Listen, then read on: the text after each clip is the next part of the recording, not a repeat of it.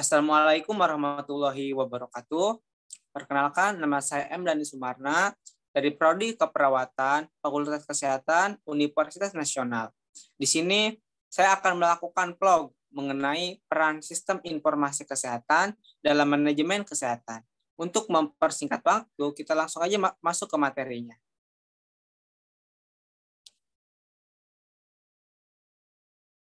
Di sini kita masuk ke definisi dari sistem informasi kesehatan. Jadi, sistem informasi kesehatan adalah suatu kombinasi elemen-elemen yang bertujuan menghasilkan data dan penyebaran informasi untuk digunakan oleh pelayanan kesehatan di semua tingkat pelaksanaan dan di sektor-sektor pengembangan yang lain. Nah, selain itu, sistem informasi kesehatan juga adalah suatu tatanan atau rangkaian bagian atau kegiatan yang saling terkait, yang menghimpun berbagai macam data dan mentransformasikan menjadi informasi kesehatan. Sistem informasi kesehatan merupakan salah satu bentuk pokok sistem kesehatan nasional atau yang sering disebut dengan SKN, yang dipergunakan sebagai dasar dan acuan dalam penyusunan berbagai kebijakan, pedoman, dan arahan penyelenggaraan pembangunan kesehatan serta pembangunan berwawasan kesehatan dalam sistem informasi kesehatan nasional dikembangkan dengan memadukan sistem informasi kesehatan daerah dan sistem informasi lain yang terkait.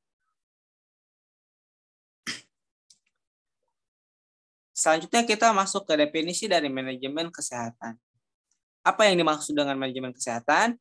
Jadi manajemen kesehatan adalah manajemen dan informasi kesehatan dalam pengelolaan yang menghimpun berbagai upaya kebijakan kesehatan, administrasi kesehatan, pengaturan hukum kesehatan, pengelolaan data, dan informasi kesehatan yang mendukung subsistem lainnya guna menjamin tercapainya derajat kesehatan masyarakat yang setinggi-tingginya.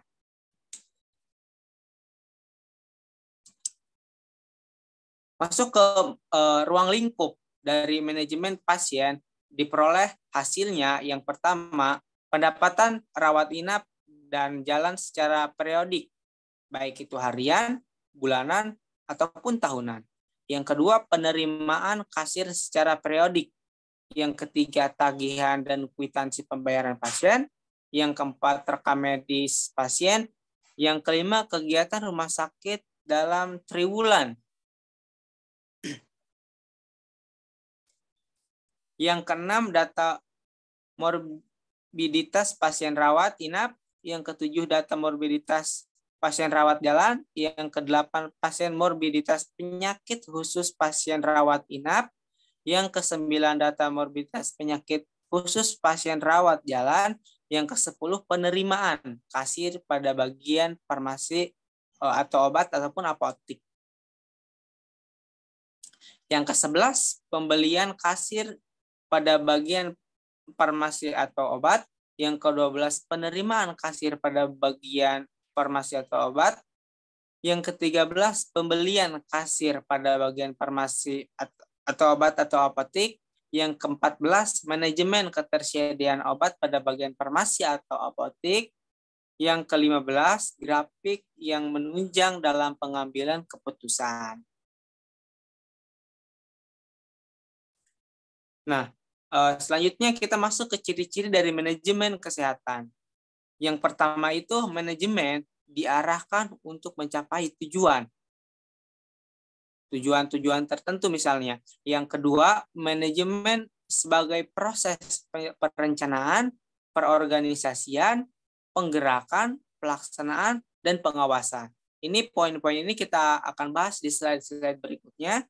Yang ketiga, tersedia sumber daya, baik itu manusia, material, ataupun sumber daya dari sumber yang lain. Seperti itu. Yang keempat, mendayagunakan atau menggerakkan sumber daya tersebut, yang tadi itu manusia, material, ataupun sumber daya lain secara efisien dan juga efektif. Yang kelima, terdapat orang yang menggerakkan sumber daya tersebut. Yang keenam, penerapan manajemen berdasarkan ilmu dan juga seni atau keahlian yang harus dimiliki oleh si manajer. Nah, alasan mendasar manajemen kesehatan perlu kita gunakan. Itu yang pertama adalah untuk mencapai tujuan organisasi. Yang kedua, untuk menjaga keseimbangan di antara tujuan-tujuan yang saling bertentangan. Jadi tempat pengaduan lah manajemen kesehatan ini. Yang ketiga itu untuk mencapai efisiensi dan juga efektivitas efisien. Kemampuan menyelesaikan pekerjaan dengan benar, efektif itu kemampuan memilih tujuan dan peralatan yang tepat. Selanjutnya kita masuk ke manajemen dalam pelayanan kesehatan. Sistem pelayanan kesehatan di Indonesia. Manajemen pelayanan kesehatan di rumah sakit. Jadi pengertian dari rumah sakit sendiri adalah menurut Pengaturan Menteri Kesehatan Republik Indonesia Nomor 4 Tahun 2018 adalah institusi pelayanan kesehatan yang menyelenggarakan pelayanan kesehatan perorangan secara paripurna yang menyediakan pelayanan rawat inap, rawat jalan, dan gawat darurat. Selanjutnya fungsi dari rumah sakit adalah yang pertama, penyelenggaraan pelayanan pengobatan dan pemulihan kesehatan sesuai dengan standar pelayanan rumah sakit.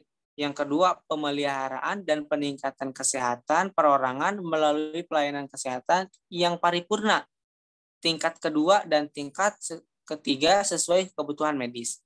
Yang ketiga, pelayanan pendidikan dan pelatihan sumber daya manusia dalam rangka peningkatan kemampuan dalam pemberian pelayanan kesehatan.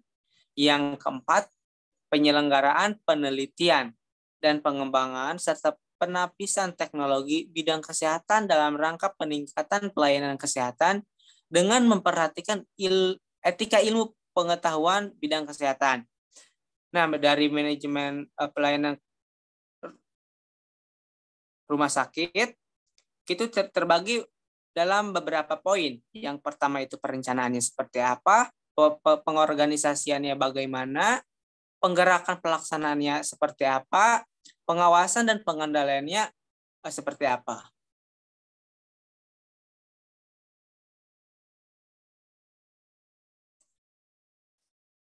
Nah, tadi kita sudah membahas tentang rumah sakit. Di sini kita akan membahas dari fungsi puskesmas, pengertian puskesmas, maupun dari strategi puskesmas itu sendiri. Yang pertama kita masuk ke pengertian dari puskesmas. Yang pertama, puskesmas adalah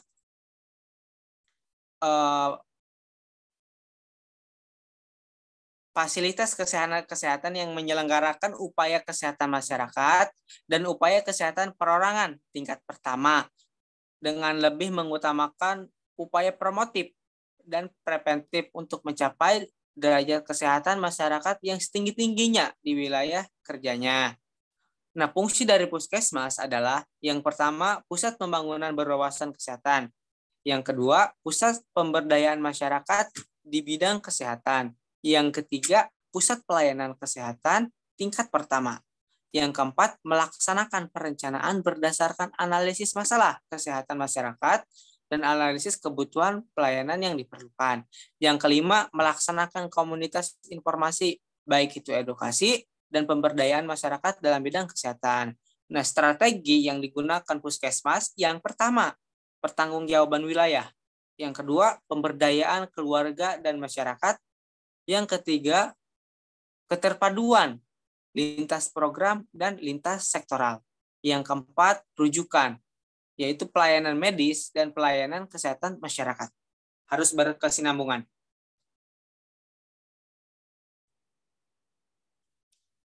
Nah, selanjutnya kita masuk ke pengimplementasian dari manajemen pasien pada aplikasi sistem informasi kesehatan.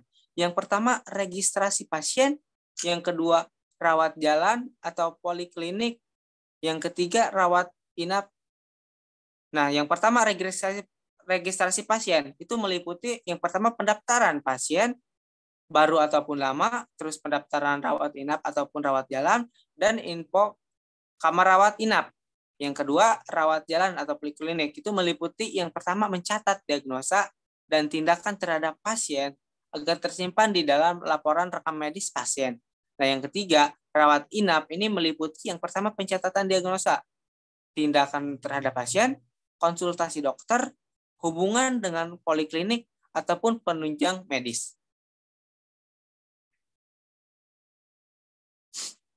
Yang keempat, itu penunjang medis atau laboratorium. Itu meliputi yang pertama pencatatan informasi, pemeriksaan seperti ECG, EEG, USG, TC, scan, dan lain-lain.